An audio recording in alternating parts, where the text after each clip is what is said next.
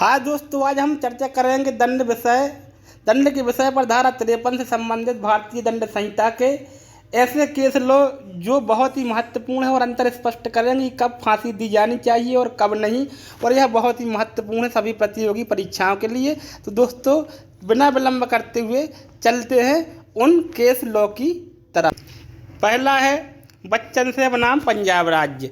यह ऐतिहासिक बात इसमें क्या है, 5 न्यायाधीश से और 4-1 से जो है मत पारित किया था कि मृत्यु दंड देना जो है अनुचित नहीं है और यह आजीवन कारावास के दंड के विकल्प में रूप में प्रयोग किया जा सकता है और अनुच्छेद 14 और 19 और 21 का उल्लंघन भी नहीं करता है। दंड प्रक्रिया संहिता 1973 की धारा 354(3) के संदर्भ में मृत्यु दंड को वैकल्पिक दंड के रूप में उचित एवं आवश्यक ठहराते उच्चतम न्यायालय ने अभिकथन किया कि मृत्यु दंड को समाप्त किए जाने के विचार का समर्थन किए जाने के बाद विश्व के अनेक विद्वानों ने, जैसे मान लो समाजशास्त्रियों के विधिशास्त्री ने सबको स्वीकारा है कि इसको समाज में बनाए रखना बहुत ही आवश्यक है ताकि समाज में जो है भय बना रहे।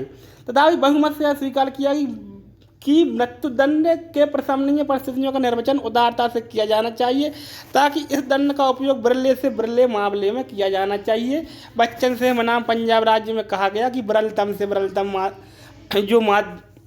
जो है केस उनमें ही इसको किया जाना चाहिए, सब में नहीं किया जाना चाहिए। और इसके लिए निम्न बातों का ध्यान रखना चाहिए कि कब किया जाना चाहिए। तो नंबर 1 है जहां हत्या पूर्व नियोजन के फलस्वरूप और चरम क्रूरता के द्वारा की गई हो। मतलब पहली कंडीशन है इसकी कि पहले से योजनाबद्ध तरीके से जो है इसको मृत्यु को किया गया हो और बहुत ही क्रूरता, जैसे उसको काट के फेंक दिया, उसके बाल नोच लिए, आंखें निकाल ली, इस तरीके से। जहां हत्या घोर अनैतिकता पूर्वक की गई हो, जैसे आर्थिक लाभ के लिए, मान लो डकैती कर ली या पैसे छीनने के लिए तुमने किसी को मार दिया, उस जगह पर।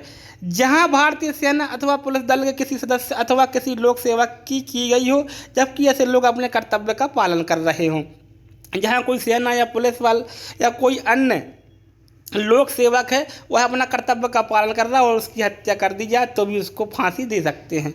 नंबर 4, जहां किसी ऐसे व्यक्ति की हत्या की गई हो जो दंड प्रक्रिया संहिता 1973 की धारा 43 के अधीन अपने कर्तव्यों को पालन कर रहा हो अथवा जहां मृतक पुलिस अथवा मजिस्ट्रेट की उनके कर्तव्यों पालन में सहायता कर रहा हो। मान लो किसी व्यक्ति की सहायता के लिए पुलिस ऑफिसर ने या मजिस्ट्रेट ने या अन्य लोक सेवक ने ली और वो उसमें अपना कार्य कर रहा था और उसकी हत्या कर दी जाती है, तब भी उसको फांसी दे सकते हैं।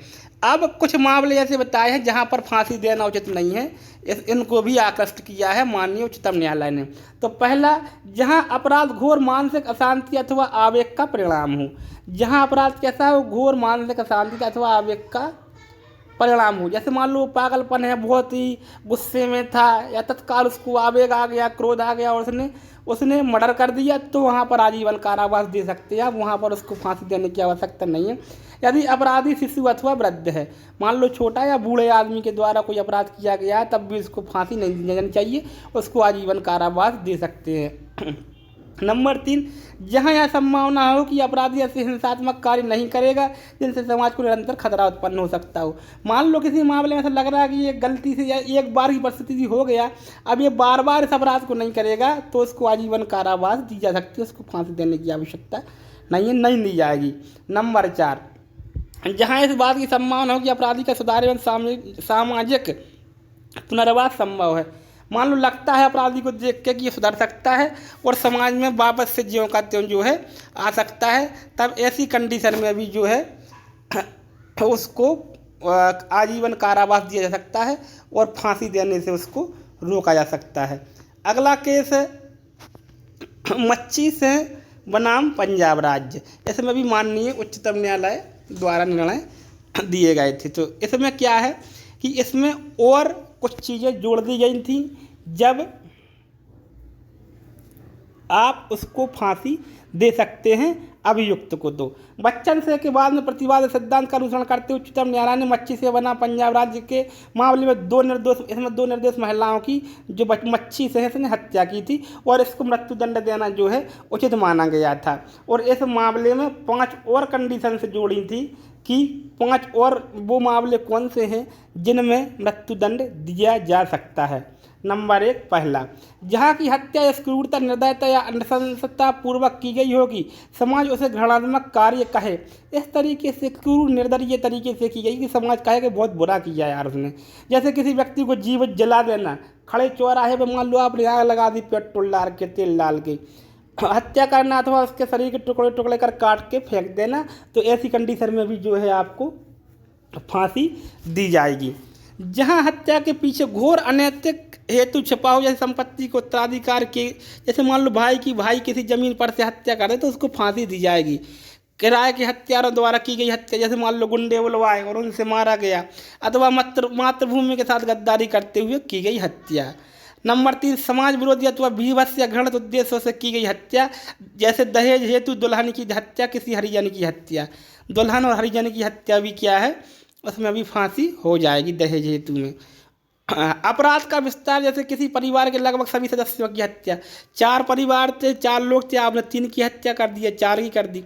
किसी जाति विशेष के बहुत से लोगों की एक साथ हत्या, अथवा किसी एक स्थान गांव तथा मोहल्ले के बहुत से लोगों की एक साथ हत्या, तो इनमें भी फांसी दी जाएगी फांसी। नंबर 5, जिस व्यक्ति की हत्या की गई है उसका व्यक्तित्व, जैसे किसी निरीह शिशु, असहाय महिला की हत्या, अथवा किसी जनप्रिय नेता की राजनीतिक हत्या इत्यादि, ये सब क्या है, इनमें फांसी दी जाएगी। तो ये 5 मामले और हैं जिनमें फांसी दी जा सकती है। मच्छी से बनाम पंजाब राज्य में इसको और बढ़ाया गया।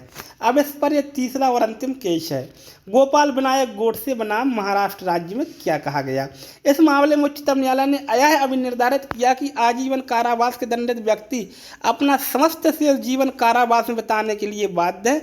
मतलब अगर आजीवन कारावास बोलिए तो टिल दी डेथ, मृत्यु तक उन्हें रखना पड़ेगा। अगर कोई सक्षम प्राधिकारी या सरकार इसको जो है समाप्त नहीं कर सकता, और समुचित सरकार यानी राज्य सरकार या केंद्र सरकार जिससे संबंधित वो अपराध है उसको कम कर सकती है, लघुकरण कर सकती है। अन्यथा की स्थिति में पूरे जीवन आपको जो है वहीं रहना पड़ेगा। दोस्तों, तो अगर वीडियो अच्छी लगी हो तो चैनल को सब्सक्राइब कर लें और वीडियो को लाइक कर दें। धन्यवाद।